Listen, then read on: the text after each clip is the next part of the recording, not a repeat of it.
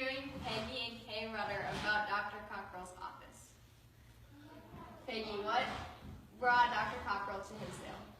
Dr. Cockrell was born in Missouri, I should have this faster, in 1884, which was the same year that Harry Rudder came to Montana. He graduated from the Illinois Medical School in 1909 and heard that there was a small town in Montana that needed a doctor. So he came out to Montana on the train. Our family story is that he got off the train in Glasgow and asked where Hinsdale was. And the first person who saw him there was our grandfather, Harry Rudder, who wanted to get him to Hinsdale as fast as he could, so he kidnapped him, put him in a buggy, and brought him to Hinsdale, and he stayed there for the rest of his career. So what's your first memory of Dr. Cockrell? Dr. Cockrell was the doctor when I was born, which I don't remember. But my strongest memory was the day that a horse ran over me, split my knee open with a big hole in it, and I got back up to Dr. Cockrell's office, and he laid me out on his medical table, which is in the museum now.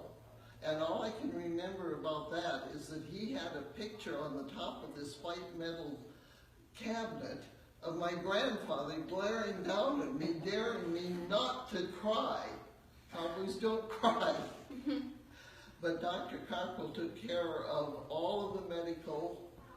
And when he first came out here, he traveled by buggy, winter and summer. And in the winter, he had a driver go who went and traveled with him all the way through the North Country. When he was needed there, he bought a car and then he went himself. And he had, Mrs. Mack was trained as the nurse he wanted when he delivered babies. And many of us were born in Mrs. Mack's house, which is the Roy Schultz house up at the west end of town now. That's what I remember about Dr. Cockrell, except one of the very sad things in my life was the fall I went back to Minneapolis to college, and that fall Dr. Cockrell died. That was not a good day in college. And what's your memory of Dr. Cockrell? Dr. Cockrell was just a kind, thoughtful person who knew families.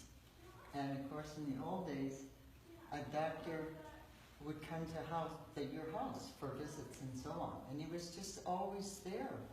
And he loved Hinsdale, a very small town and so on. So in those days, in the 50s and so before, all children had to have their tonsils on. So with the 4 Rudder girls, Peggy and my sister Jo went in the first couple of days, right? And doctor's message to our mother was, and when they go home after having the tonsils out, you be sure to give them ice cream milkshakes. Just so thoughtful about the feeling of the child. It just was so different from going to doctors, waiting in line, oh, how do you feel, and all of that. He was just there. So my sister Jean, when I was seeing this, he reminded our mother again, be sure to give them milkshakes. You know, it's like better than the medicine nowadays for you, right? If that cheered them up and froze the feelings and so on, and could be taken after the anesthetics, that's what I remember. And if you ever watch the old movies or the old stories and Anne of Green Gables or whatever it is, they had the old-time country doctor. And what a blessing for him to come from the city and a state with lots of populations to Hinsdale and love it. And he and his wife were just not an up-here class for the whole area of the county, you know. I mean, we were in invited to their homes. And even when our mother had a case of scarlet fever, we stayed at that. I'm not sure about Peggy, but I know Jean and I were there, stayed in the Cockrell's house so that his wife could make sure we were okay and happy and so on. Even the weddings in the Keltis, the Rudder family were done in the Cockrell's yard because she took care of having all the beautiful flowers growing right in her yard.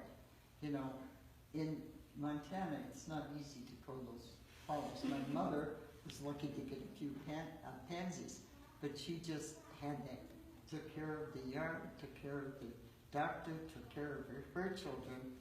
So he was just a very kind, compassionate person to us. They built a beautiful new home when they came out, and it's the house on the corner with the iron bars and the stone corners.